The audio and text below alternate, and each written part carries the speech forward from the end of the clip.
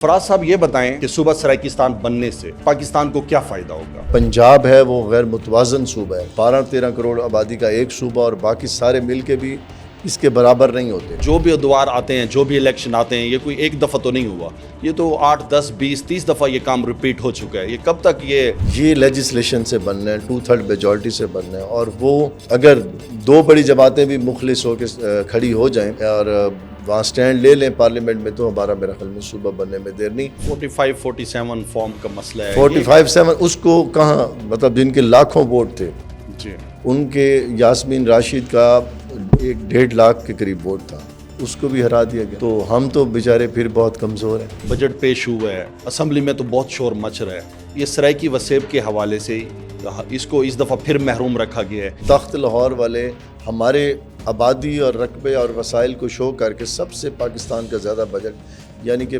60% budget ले लेते हैं, और उसके बदले में हमें मिलती है ज़कात खैरात। क्या वजह अभी तक कोई भी सूबाई असम्बली में या कौमी असम्बली में सरायकी नुमाइंदा नहीं गया? तो आप कह रहे हैं कि आपका एक नुमाइंदा नहीं बना, तो अगर हमारा एक नुमाइंदा बन भी जाता तो क्या वो असम्बली में जाके 2/3 मेजॉरिटी तो नहीं कायम करा सकता, लेकिन अगर बन जाए तो अच्छी बात है। अच्छा फराज साहब, ये बताएं कि सूबा सरायकिस्तान के क़याम में सबसे बड़ी रुकावट क्या है? मुस्लिम लीग जो सियासी बड़ी जमात है, उनका माइंड सेट है कि वो अपना समझते हैं कि हम तख्त लाहौर के वारिस हैं, ये एक शहनशाही तख्त हमारे बाप की जागीर है, वरासत में मिला है, जब तक ये हमारे पास है हम इसके थ्रू, क्योंकि इसमें सीटें 60% सीटें पंजाब में हैं, इसकी सीट्स लेकर हासिल करके पूरे पाकिस्तान पे रूल कर सकते हैं। ये वो माइंड सेट है जो सबसे बड़ी रुकावट है। कि सूबा सरायकिस्तान के क़याम से 10 कौन से ऐसे फ़ायदे होंगे जो पाकिस्तान को भी होंगे और हमारे यहाँ के सरायकी वसेब में रहने वाले लोगों को भी होंगे? कि यहाँ पे हमारे वसाइल पे हमारा अख्तियार होगा, डिसेंट्रलाइजेशन ऑफ पावर होगी, मुनसिफाना तकसीम का निज़ाम कायम होगा, हमारा किसान खुशहाल होगा, किसान को एक बरात मिलेगी, बजट में जब हिस्सा मिलेगा, नौजवानों को अपने वसाइल पे अपना अख्तियार होगा, अच्छी जॉब्स में उनको अच्छे स्किल्स की जॉब में हिस्सा मिलेगा, वो एहसास महरूमी ख़त्म होगा।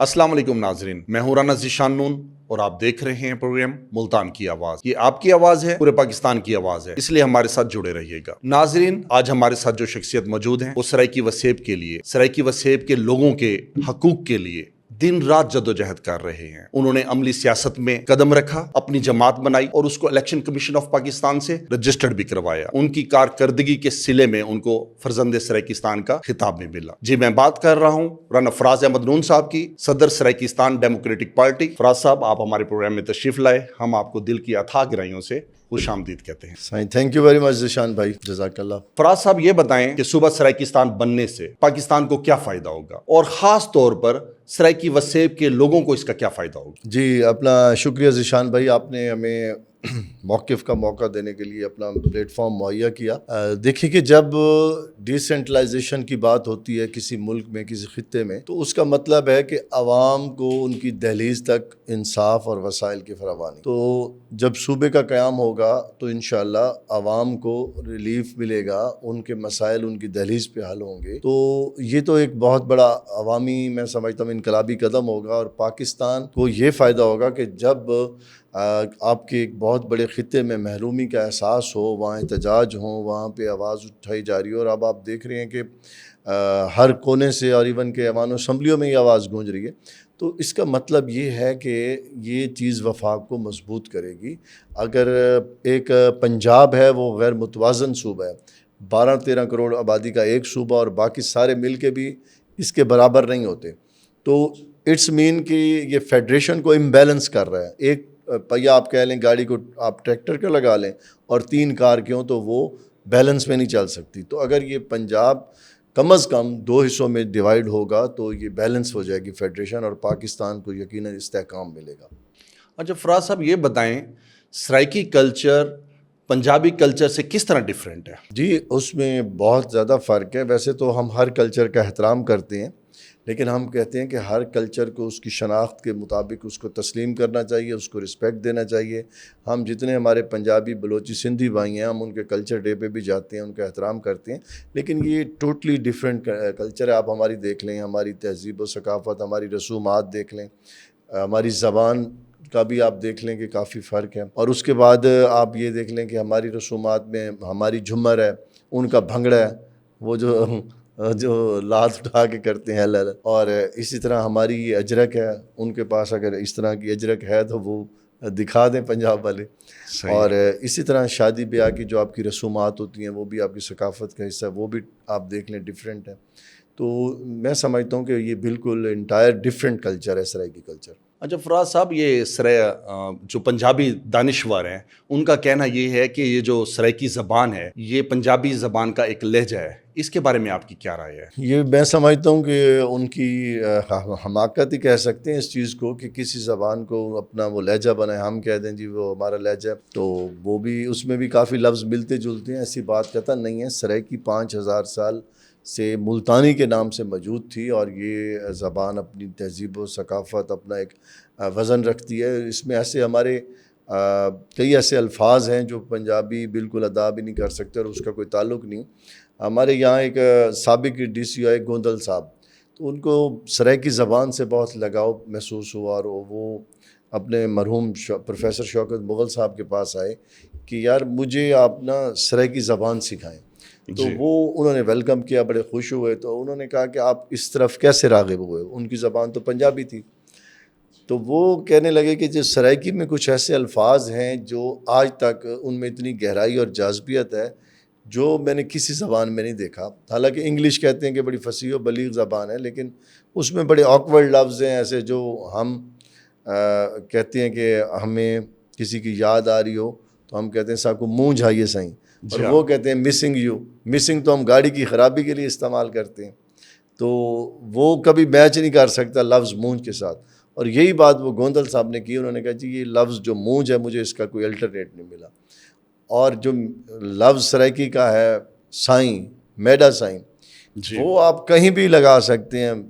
می لارڈ، آپ جیسے وہ کہتے ہیں نا کہ گاڈ ہے ہسبینڈ، عورت کہتی ہے میڈا سائیں خامند کو، اور اللہ سائیں.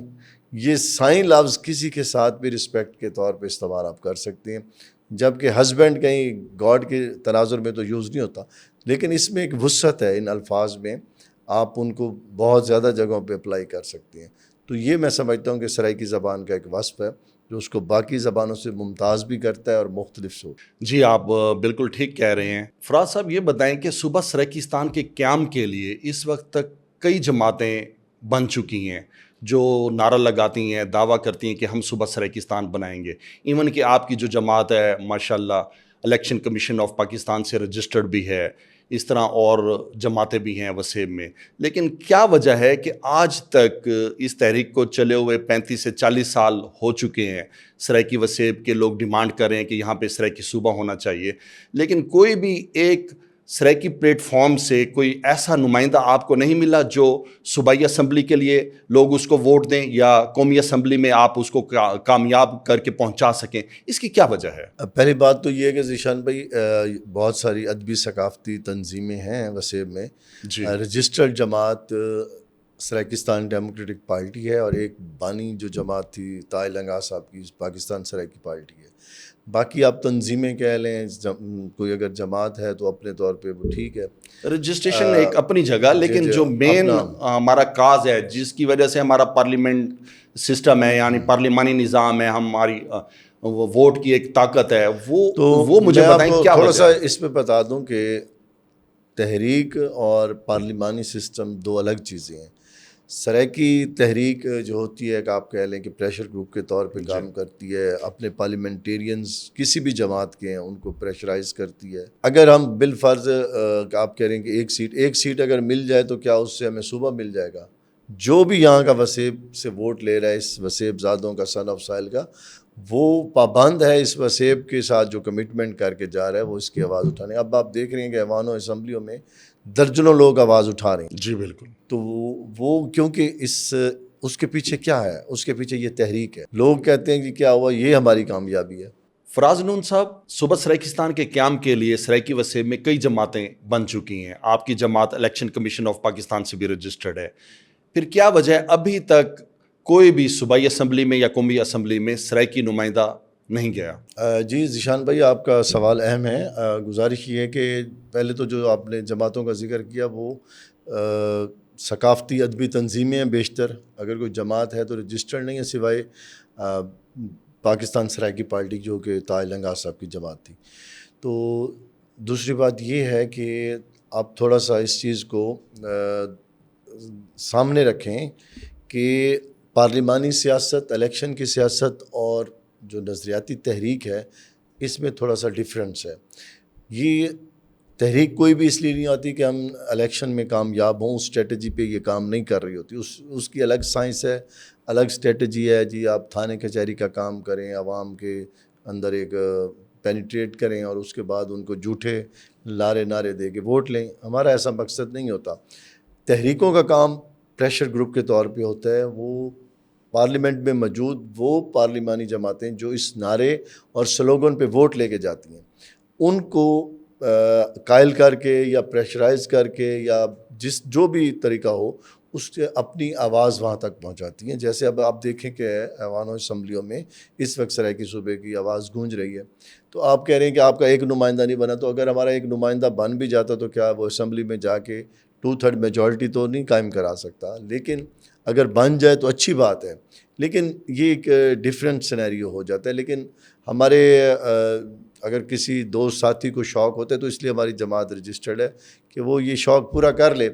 لیکن آپ کو پتہ ہے کہ جو ایک یہاں نظام چل رہا ہے وہ کس طرح چل رہا ہے. بھاری مینڈیٹ لینے والی جماعت جس کا نشان بھی چھین لیا گیا. 45-47 فارم کا مسئلہ ہے. 45-7 اس کو کہاں، مطلب جن کے لاکھوں ووٹ تھے جی، ان کے یاسمین راشد کا 1.5 لاکھ کے قریب ووٹ تھا، اس کو بھی ہرا دیا گیا. تو ہم تو بیچارے پھر بہت کمزور ہیں. اچھا فراز نون صاحب، یہ بتائیں کہ صوبہ سرائیکستان کے قیام میں سب سے بڑی رکاوٹ کیا ہے اور وہ کس طرح سے ہٹے گی؟ سب سے بڑی رکاوٹ جو ہماری یہاں کی ایک مسلم لیگ جو سیاسی بڑی جماعت ہے ان کا مائنڈ سیٹ ہے کہ وہ اپنا سمجھتے ہیں کہ ہم تخت لاہور کے وارث ہیں. یہ ایک شہنشاہی تخت ہمارے باپ کی جاگیر ہے، وراثت میں ملا ہے. جب تک یہ ہمارے پاس ہے ہم اس کے تھرو، کیونکہ اس میں سیٹیں 60% سیٹیں پنجاب میں ہیں، اس کی سیٹس لے کر حاصل کر کے پورے پاکستان پہ رول کر سکتے ہیں. یہ وہ مائنڈ سیٹ ہے جو سب سے بڑی رکاوٹ ہے. اور ہمیشہ مسلم لیگ نون جب بھی ہماری بات آگے تکمیل کی طرف جانا چاہتی ہے، اس میں پی ٹی آئی یا پیپلز پارٹی نے بھی ہمیشہ رول پلے کرنے کی کوشش کی. لیکن نون لیگ ان میں ایسی کوئی رکاوٹ، ہچ یا اس میں ایسی کوئی آڑ کھڑی کر دیتی ہے جس سے وہ معاملہ التوا کا شکار ہو جاتا ہے. اور 2/3 میجورٹی جو کہ ناگزیر ہے آئینی طور پر صوبے کے قیام کے لیے، وہ اس میں رکاوٹ آ جاتی ہے. فراز نون صاحب، آپ اگر اپنے خود گریبان میں جھانکیں یا اپنے وسیب کے جو نمائندہ ہمارے لیڈرز ہیں جو یہاں پر لوگ ان کو ووٹ دیتے ہیں، جبکہ الیکشن سے پہلے وہ کمپین تو یہی کرتے ہیں ہم 100 دن میں صوبہ بنا رہے ہیں یا ہم صوبہ بنا رہے ہیں یا ہم صوبہ بنا رہے ہیں، کوئی بھی نام لے کر، تو وہ ذمہ دار نہیں ہے یہ جو آپ کے مقامی نمائندے ہیں جن کو آپ ووٹ دے کر بھی بھیجتے ہیں؟ بالکل ذمہ داری ان پہ آتی ہے. گزشتہ الیکشن میں جب شاہ محمود قریشی صاحب ہمارے پاس آئے تو انہوں نے کمٹمنٹ کی کہ ہم 100 دن میں صوبہ بنائیں گے. اور اس بیہاف پہ انہوں نے عمران خان صاحب سے بھی معاہدہ کروایا جس پہ عمران خان کے سائن تھے ہماری ڈیمانڈ کے مطابق، اور 100 دن میں صوبے کا وعدہ کیا. اور پھر اس کے بعد 300-400 دن بعد جب احتجاج ہونے شروع ہوئے تو پھر ایک سب سیکٹریٹ بنا. اس کے بعد پیپلز پارٹی نے بھی ہم سے وعدہ کیا. ابھی لاسٹ الیکشن میں بھی گیلانی صاحب ہمارے پاس آئے اور ہم نے ان کے اور ان کے سب بیٹوں کی حمایت کی. تو سب کو اللہ نے کامیابی دے دی. لیکن اب اسمبلی میں کبھی نہ کبھی بات تو کی جاتی ہے، لیکن ہم کہتے ہیں کہ جس طرح باقی آئینی ترامیم میں ان کو پریشرائز کر کے اپنی بات بنواتی ہے پیپلز پارٹی، تو اس کاز پر بھی اپنی بات بنوائے کیونکہ آپ کی کمٹمنٹ ہے. تو اس پہ وہ میرا خیال میں لی تو لال سے کام لیا جاتا ہے، جو کہ میں سمجھتا ہوں کہ آنے والے الیکشنز میں اگر صوبہ نہ بنا تو اس کا رد عمل پی ٹی آئی کو بھی فیس کرنا پڑا اور پیپلز پارٹی کو بھی فیس کرنا پڑے گا. نہیں فراز نون صاحب، یہ اسٹریٹجی آپ کب بنائیں گے؟ یہ تو جو بھی ادوار آتے ہیں، جو بھی الیکشن آتے ہیں، یہ کوئی ایک دفعہ تو نہیں ہوا، یہ تو 8, 10, 20, 30 دفعہ یہ کام ریپیٹ ہو چکا ہے. یہ کب تک یہ جو ہمارے وسیب کی مظلوم عوام ہے؟ دیکھیں ذیشان بھائی، بات یہ ہے میرے محترم کہ ہمارے پاس ایک ہی واحد ہی راستہ ہے لیجسلیشن، قانون سازی کے تحت صوبہ بننا. یہ کسی ڈی سی کے ایگزیکٹو آرڈر سے تو نہیں بننا نا، یا کسی صدارتی آرڈیننس سے بھی نہیں بننا. یہ لیجسلیشن سے بننا ہے, 2/3 میجورٹی سے بننا ہے, اور وہ اگر 2 بڑی جماعتیں بھی مخلص ہو کے کھڑی ہو جائیں اور وہاں سٹینڈ لے لیں پارلیمنٹ میں, تو ہمارا میرا خیال میں صوبہ بننے میں دیر نہیں. ہماری مجبوری ہے کیونکہ تحریکوں کا کام میں نے جیسے پہلے کہا کہ پریشرائز کرنا, موٹیویٹ کرنا, فورس کرنا, اور جو ان کی کمٹمنٹس ہیں ان کو وہ یاد دلانا, وہ ہم کر رہے ہیں. وہ آپ اس کا رد عمل نتیجہ بھی دیکھ رہے ہیں کہ ایوانوں اسمبلیوں میں آج پارلیمنٹ میں, سینٹ میں آواز گونج رہی ہے. بہت سارے اب وہ ہمارے سرائیکی دھرتی وسیب زادے پارلیمنٹیرین جو ایون کہ خود سرائیکی زبان نہیں بولتے, جیسے رانا محمود الحسن سینیٹر, اور بڑے دبنگ انداز میں انہوں نے سرائیکی کا مقدمہ بارہا پیش کیا. ابھی لاسٹ بھی سینٹ میں انہوں نے آواز بلند کی ہے کہ ہم نے بھائی تخت لاہور کے ساتھ نہیں چل سکتے, نہیں رہ سکتے. آپ بجٹ میں دیکھیں ہمارا کتنا استحصال کیا, اپنے لاہور کے لیے صرف آپ نے 332 ارب اور پورے ملتان کے لیے 30 ارب. جی آپ بالکل ٹھیک کہہ رہے ہیں. اسی طرح رانا اقبال سراج ہیں, انہوں نے بڑی دبنگ انداز میں مقدمہ پیش کیا ہے, حالانکہ وہ سرائیکی نہیں بولتے. اور ہمارے یہ وسیب زادے وہ ہیں جنہوں نے سرائیکی کاز کا حق ادا کیا ہے. جی بالکل آپ ٹھیک کہہ رہے ہیں. باقی جو لوگ نہیں بات کر رہے ان کا یقیناً عوام محاسبہ کرے گی, الیکشن میں بھی کرے گی, الیکشن سے پہلے بھی کرے گی. اچھا فراز نون صاحب, ابھی بجٹ پیش ہوا ہے اور اسمبلی میں تو بہت شور مچ رہا ہے. یہ سرائیکی وسیب کے حوالے سے اس کو اس دفعہ پھر محروم رکھا گیا ہے. اس کے بارے میں آپ کیا کہیں گے؟ آپ کی کیا حکمت عملی ہے؟ آپ کیا ایسے اقدامات کریں گے کہ جو ہمارے سرائیکی وسیب کا حق ہے کم از کم جو حصہ بنتا ہے وہ تو دیا جائے؟ دیکھیں جی بالکل, یہ پچھلی کئی دہائیوں سے یہ المیہ ہے جس کی وجہ سے یہ تحریک مزید تقویت پکڑ رہی ہے کہ تخت لاہور والے ہمارے آبادی اور رقبے اور وسائل کو شو کر کے سب سے پاکستان کا زیادہ بجٹ یعنی کہ 60% بجٹ لے لیتے ہیں, اور اس کے بدلے میں ہمیں ملتی ہے زکوٰۃ خیرات. ایک طرف 75 ارب, ایک طرف 5 ارب, جبکہ جو ہماری آبادی ہے وہ 35% بنتی ہے. میں گزارش کروں کہ یہ اسی بجٹ میں جو ایک چشم کشا بات سامنے آئی کہ صرف ایک لاہور کی ڈیولپمنٹ تزئین و آرائش کے لیے جو پہلے ہی بہت زیادہ ڈیولپ اور ماشاءاللہ اس کو خوبصورت بنایا گیا, اچھی بات ہے, بنائے, مرکز ہے, اس کی مزید تزئین و آرائش ہمیں تو کوئی کمی نظر نہیں آتی کہ اس کی کہاں کی جائے گی, لیکن اس کے لیے بھی 232 ارب رکھا گیا ہے. اور 7 کروڑ کے اس خطے کے لیے, اس وسیب کے لیے جسٹ 30 ارب کا بجٹ رکھا گیا. تو یہ کتنا بڑا, میں سمجھتا ہوں یہ تو ہمیں زکوٰۃ خیرات پہ ٹرکایا جا رہا ہے. اس میں ہمارے صحت کے مسائل ہیں, ہمارے ایجوکیشن کے مسائل ہیں, ہمارے یہاں پہ بے روزگاری ہے, کسان کی محرومی اور مسائل ہیں. مطلب کہاں پہ کس طرح وہ اس کو جسٹیفائی کریں گے؟ اسی طرح ملک کو زراعت اور خوراک میں خود کفیل کرنے والا 75% خود کفیل کرنے والا ہمارا وسیب کا کسان خود محرومیوں کا شکار ہے, خود مسائل کا شکار ہے. جب ہماری فصلیں آتی ہیں اس وقت ریٹ ڈاؤن کر دیے جاتے ہیں, جب وہ بک چکی ہوتی ہیں اس وقت ان کا ریٹ بڑھایا جاتا ہے, اور اپنی منوپلی کے تحت اپنے لوگوں کے آگے کرنے کے لیے پھر بیچارہ کسان اگر گندم گھر رکھتا ہے تو اس پہ کریک ڈاؤن کیا جاتا ہے, ان کے گھر پولیس ڈیروں پہ گھس کے ان کو چھاپے مارتی ہے. تو یہ ظلم کب تک رہے گا؟ اچھا فراز نون صاحب یہ بتائیں, یہ تو تحریک چل رہی ہے, ہماری دعا ہے کہ آج نہیں تو کل صبح بن جائے گا. اگر یہ صبح نہیں بنتا تو اس کا الٹرنیٹیو کوئی آپ کے پاس پلان ہے؟ پھر آپ کیا کریں گے؟ آپ کی کیا اسٹریٹجی ہوگی؟ نہیں, نہ بننے والی تو بات نہیں ہے. وہ ہمارے سرائیکی میں ہمارے شاعر کہتے ہیں, شاکر شجاع آبادی آپ کے علاقے کے, جی کہ گال ٹور پہ یہ ہونی کو پند کریں دا دیکھیں, جی ان ہم سمجھیں میری منزل کو زمانے لگ سن. تو یہ بات بھی چل پڑی ہے, اور الحمدللہ اب ایوانوں اسمبلیوں میں ایک شور برپا ہے, اور پیچھے عوام بھی باشعور ہے. یہ تو اب نوتشہ دیوار ہے, دیوار پہ لکھا جا چکا ہے کہ سرائیکی صوبے کا قیام ہوگا.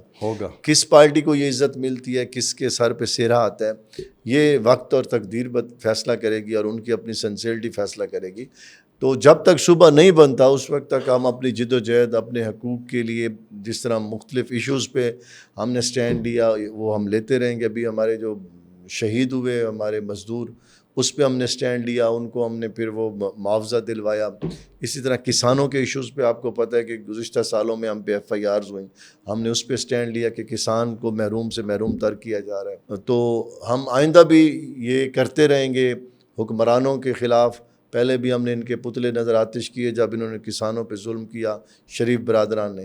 پھر بھی ہم یہ کرتے رہیں گے, کیونکہ ہمارا یہی شیو ہے کہ وہ نہ بکا نہیں, میں جھکا نہیں, میں چھپ چھپا کے کھڑا نہیں, جو ڈٹے رہے تھے محاذ پر مجھے ان صفوں میں تلاش کر, اور ہمارا تو شیوا ہے اندھیروں میں جلاتے ہیں چراغ، ان کی سازش ہے کہ دنیا میں یوں ہی رات رہے، لیکن یہ رات اب زیادہ طویل نہیں رہے گی انشاءاللہ۔ جے تک رات اندھیری راسی ساڑی جنگ جاری جے تائیں راسی۔ رات اندھاری راسی جنگ ساری جاری راسی، جی یہ بھی ساری تحریک دا سلوگن ہے۔ اچھا فراز صاحب یہ بتائیں، آج صبح بن جاتا ہے یا کل صبح کا اعلان ہو جاتا ہے کہ صبح سریکستان کا قیام ہو گیا ہے، کیا یہ صبح سریکستان اپنے وسائل پر کھڑا ہوگا یا وفاق پر منحصر کرے گا؟ نہیں جی، الحمدللہ یہ خطہ وسائل سے مالا مال ہے، زرخیز ہے، یہاں پہ زراعت ہے، یہاں پہ مائنز ہیں، کالا باغ کا علاقہ بھی ہمارے اسی وسیب میں آتا ہے، اس میں آپ دیکھیں کہ بہت بڑے ذخائر ہیں۔ یہ خطہ ہر قسم کی زرعی اجناس کی پیداوار میں، آپ کو جیسے میں نے بتایا، ملک کو 70 سے 75% دیتا ہے۔ ملک کے 90% لوگوں کا کاٹن کا کفن جو ہوتا ہے وہ ہمارا وسیب دیتا ہے، لیکن ہمارا کسان یہ اور بات ہے کہ اپنا اس کا بچہ اچھا کپڑا پہننے سے محروم ہے۔ تو وہ خطہ جو ملک کو اتنا کچھ سرو کر رہا ہے وہ اپنا وزن خود اٹھا سکتا ہے۔ ہم اپنے وسائل پہ اپنا اختیار چاہتے ہیں، ہم ان سے کچھ نہیں لینا چاہتے، ہمارے وسائل آگے بانٹ دیے جاتے ہیں، یہ استحصال بند ہونا چاہیے۔ فراز نون صاحب، صوبے کی بات ہو رہی ہے، آئین کی بات ہو رہی ہے، قانون سازی کی بات ہو رہی ہے، یہ بتائیں کہ نیا صوبہ بننے کے لیے آئین میں کیا طریقہ کار ہے، وہ لوگوں کو بتائیں تاکہ پتہ چلے جی کہ بالکل واضح ہے صحیح آئین میں کہ 2/3 میجورٹی ریکوائر ہوتی ہے، اس کے لیے 2/3 اکثریت پارلیمنٹ سے، اور پہلے صوبے میں قرارداد پاس ہونی چاہیے، وہ ہو چکی ہے، پنجاب میں اس کی قراردادیں پاس ہو چکی ہیں، ایون کہ سینٹ میں بھی ہو چکی ہے، لیکن قومی اسمبلی میں مسلم لیگ نون نے رکاوٹ ڈالی، واک آؤٹ کیا اور وہ وہیں پہ رہ گیا معاملہ، ورنہ یہ صوبہ بن چکا ہوتا۔ تو انشاءاللہ اگر یعنی آپ یہ کہہ رہے ہیں کہ 2/3 میجورٹی جب اس بل کو منظور کرے گی تب صوبہ ہمارا قیام میں آئے گا انشاءاللہ فراز نون صاحب، صوبہ سریکستان بننے کے بعد دارالحکومت کون سا شہر ہوگا، ملتان یا بہاولپور؟ جبکہ بہاولپور والے خود دعویٰ کر رہے ہیں کہ ہمیں الگ صوبہ دیا جائے، یہ مسئلہ کیسے حل ہوگا؟ دیکھیں جی، مرکز ہمیشہ ایسے علاقے اور خطے کو بنایا جاتا ہے جو سینٹرلائز ہو، جہاں زیادہ لوگوں کی اپروچیبل ہو اور جہاں انفراسٹرکچر زیادہ مضبوط ہو۔ آپ دیکھ لیں کہ بہاولپور سے ملتان 4 گنا بڑا ہے، انفراسٹرکچر دیکھ لیں آپ، سوسائٹیز دیکھ لیں، انٹرنیشنل ایئرپورٹ دیکھ لیں، تو آپ سب کچھ آپ کو ملتان میں نظر آئے گا۔ اور تاریخی حوالے سے ملتان تو 5000 سال سے پرانی تہذیب ہے، بہاولپور 300-400 سال کی تہذیب ہوگی۔ تو بہاولپور بھی ہمارا تعلق ضلع لودھرا سے ہے، بہاولپور بھی ہمارے وجود کا حصہ ہے، ہمارا اپنا شہر ہے، لیکن وہ بارڈر کے قریب ہے۔ پھر ایک ہم رسک میں ہوں، اب پہلے ہمارا لاہور رسک پہ ہوتا ہے، جب بھی جنگی حالات ہوتے ہیں تو سب سے پہلے وہاں پہ ایشوز ہوتے ہیں۔ تو یہ ایک قدرے سینٹرل پلیس ہے، اپروچیبل ہے۔ آپ دیکھیں کہ یہاں سے آپ ڈی جی خان، لیا، راجن پور کے دوستوں کو ملتان قدرے اپروچیبل ہے، بہاولپور ایک اور سائڈ پہ ہو جاتا ہے۔ تو اس لیے مرکز ہمیشہ سینٹرل پلیس اور سوٹیبل پلیس پہ ہونا چاہیے۔ ہاں البتہ یہ بات ہوئی تھی PTI کے دور میں وہاں کے عباسی صاحبان سے کہ گورنر ہاؤس اور گورنرشپ وہاں دے دی جائے اور ان کو اکاموڈیٹ کیا جائے، تو اس بات پہ وہ ایگری بھی ہو گئے تھے، لیکن بعد میں پھر معاملات تھوڑا سا وہ جو ہے وہ کیونکہ نشست وہ اپنی لوز کر گئے عباسی صاحبان، اور پھر وہ معاملات آگے نہ بڑھے۔ فراز نون صاحب، آپ ابھی کہہ رہے ہیں کہ ہماری جو سرائیکی تحریک ہے یہ 5000 سال پرانی ہے تقریباً، جبکہ پنجابی دانشور یہ دعویٰ کرتے ہیں کہ 1962 سے پہلے سرائیکی کا لفظ بھی نہیں تھا، آپ کچھ 4 لوگوں نے کمرے میں بیٹھ کے سرائیکی کا لفظ ایجاد کیا اور یہ تحریک شروع کر دی، اس کے بارے میں آپ کی کیا رائے ہے؟ وہ احمق لوگ ہیں، ایسی کوئی بات نہیں ہے۔ سرائیکی مختلف لہجوں میں ڈیوائڈ تھی۔ سرائیکی کا لہجہ جو ملتانی ہے، یہ ہماری زبان ابھی ہم بول رہے تھے، یہ سرائیکی کہلاتی تھی۔ ملتانی سرائیکی ایک چیز تھی، اس کے علاوہ ڈیرے وال، میاں والی، اپنا رچناوی، ریاستی، یہ مختلف لہجوں میں بٹے ہوئے تھی۔ تو ان کو 1962 میں بیٹھ کے سرائیکی پر ایک جگہ یکجا کیا گیا۔ سرائیکی کا وجود تھا، ملتانی زبان ہی سرائیکی تھی اور کئی 100 سالوں سے تھی، لیکن جو 1962 میں سمرا پبلک اسکول میں کنونشن ہوا، اس میں بہت سارے دانشور تھے، انہوں نے ان 6-7 لہجوں کو سرائیکی کے ساتھ جوڑا کہ یہ سب لہجے بھی سرائیکی کہلائیں گے۔ آپ پر یہ جو لسانیت کا ایک الزام لگتا ہے یا پنجاب کو توڑنے کا الزام لگتا ہے، اس کا آپ کے پاس کیا جواب ہے؟ الزام لگانے کو تو کوئی ہمیں پہلے پتہ نہیں کیا کہتے تھے، بہرحال ان کی عقل کو سلام ہے، اگر کوئی بندہ اپنے حق کی حقوق کی بات کرے، اپنی شناخت کی بات کرے تو اس کو آج خیر وہ پورا ملک کر رہا ہے، سب پارلیمنٹیرین کر رہے ہیں۔ میں سمجھتا ہوں کہ اپنے فنڈامنٹل رائٹس کی بات کرنا وہ ہمارا اسلام بھی ہمیں سکھاتا ہے، ایمان کا حصہ ہے۔ اپنے اجتماعی حقوق پہ بات نہ کرنا، میں سمجھتا ہوں کہ آپ اس کے جواب دیں قدرت کے، آخرت میں بھی جواب دیں کہ آپ نے اپنے خطے کے اجتماعی حقوق جب سلب ہو رہے تھے تو آپ نے اس کی بات کیوں نہیں۔ ایک بہت ہی آپ نے مشہور واقعہ بھی سنا ہوگا اسلامی تاریخ کا، کہ ایک بستی پہ جب عذاب آ رہا تھا تو انہوں نے، فرشتوں نے کہا کہ مولا کریم 2 بندے تو ایسے ہیں جو 24 گھنٹے آپ کی عبادت میں بیٹھے ہیں، تو انہوں نے تو کوئی گناہ نہیں کیا، تو مولا پاک نے فرمایا کہ ان کو بھی ساتھ اس عذاب میں غرق کریں، کیونکہ انہوں نے کبھی باہر نکل کے کلمہ حق بلند نہیں کیا۔ تو جب اجتماعی حقوق سلب ہو رہے ہوں، کلمہ حق بلند کرنا آپ پہ واجب ہو جاتا ہے، آپ کا فرض ہو جاتا ہے، تو ہم اپنا وہ فرض ادا کر رہے ہیں، اپنے حصے کا جو قرض تھا وہ ادا کر رہے ہیں۔ تو باقی کوئی کچھ بھی کہے، کوئی ہمیں غدار کہے یا کسی کو ہم برے لگیں، ہم نے پہلے بھی بغاوت کے مقدمے فیس کیے ہیں، پھر بھی کرتے رہیں گے، لیکن اپنا حق کا علم بلند کرتے رہیں گے۔ فراز نون صاحب، رانا محمود الحسن صاحب اور رانا اقبال سراج اور وہ ہماری بہن ڈی جی خان سے نادیہ، کیا نام ہے ان کا، شازیہ عابد صاحبہ، شازیہ نادیہ عابد کھر صاحبہ، صاحبہ، نادیہ کھر صاحبہ، ان کو چھوڑ کر باقی جو ہمارے حکمران ہیں پارلیمنٹ میں سرائکی صوبے کے حوالے سے، حقوق کے حوالے سے آواز بلند نہیں کرتے، ان کے بارے میں آپ کی کیا رائے یا کیا پیغام ہے؟ میں سمجھتا ہوں کہ وہ ان کو آنے والے الیکشن میں اس کا جواب دہ ہونا پڑے گا، اور ان کی عوام کی، حلقے کی عوام کی طرف سے بھی یہ سوال ہوگا اور اس کا رد عمل بھی ہوگا، اور وہ اپنے اگر اس وعدے کے ساتھ الیکشن جیت کے آئے تھے تو یقیناً وہ، میں سمجھتا ہوں کہ وہ قوم کے گناہ گار بھی ہیں، مجرم بھی ہیں، اور ضرور ان کا محاسبہ ہوگا اور ہونا بھی چاہیے۔ لیکن جو دھرتی زادے ماشاءاللہ بڑے دبنگ انداز میں دھرتی کا مقدمہ لڑ رہے ہیں، ان کو ہم سلام پیش کرتے ہیں۔ ابھی آپ نے جس طرح نام لیا، اسی طرح رانا محمود الحسن تو سب سے پہلے ماشاءاللہ آغاز کرنے والے ہیں، رانا اقبال سراج، اور اس کے بعد ممتاز چانگ صاحب نے بہت دبنگ انداز میں بات کی ہے۔ اپنا توسہ شریف سے ہمارے بھائی ہیں حافظ طاہر صاحب، انہوں نے بہت دبنگ انداز میں بات کی ہے۔ ہماری خواتین پارلیمنٹیرین نے بہت دبنگ انداز میں بات کی ہے، جس میں خصوصاً آپ نے ذکر کیا شازیہ عابد صاحبہ، نادیہ کھر صاحبہ، سائمہ طارق صاحبہ، یہ سب ماشاءاللہ وہ دھرتی زادے ہیں جن کو عوام نے بہت زیادہ اپریشیٹ کیا ہے اور ان کو خراج تحسین پیش کیا، اور ہم نے بھی ان کے اعزاز میں عشائیہ رکھا ہے۔ انشاءاللہ 2-4 دن میں ہم ان کو انوائٹ کر کے اس پہ ضرور وہ کریں گے۔ اچھا فراز نون صاحب، یہ تو ہمارے پارلیمنٹیرین ہو گئے جو اسمبلیوں میں جا کے ہمارے ساتھ یہ حال کرتے ہیں۔ اس سرائکی وسیب کی جو عوام ہے، جو 4 سے 5 کروڑ ہے، وہ ان کو نظر نہیں آتے یہ ہمارے حقوق کھا رہے ہیں، پھر ہم ان کو ووٹ دیتے ہیں، پھر ان کو بھیجتے ہیں، وہ سرائکی نمائندوں کو کب پارلیمنٹ میں بھیجیں گے؟ ان کے لیے آپ کا کیا پیغام ہے؟ جی، میرے خیال میں وقت کے ساتھ جیسے یہ سوشل میڈیا پہ اویئرنیس بڑھ رہی ہے، ہماری سرائکی خطے کے عوام میں بھی شعور آ رہا ہے، اور اب وہ محاسبہ کرنا بھی شروع ہو گئے ہیں، بات کرتے ہیں، سوال کرتے ہیں صوبے کے بارے میں اپنے لوگوں سے، جس کا وجہ دیکھ رہے ہیں کہ آپ آج ان کو آواز اٹھانی پڑ رہی ہے، وسیب میں وسیب کی نمائندگی کرنی پڑ رہی ہے پارلیمنٹ میں۔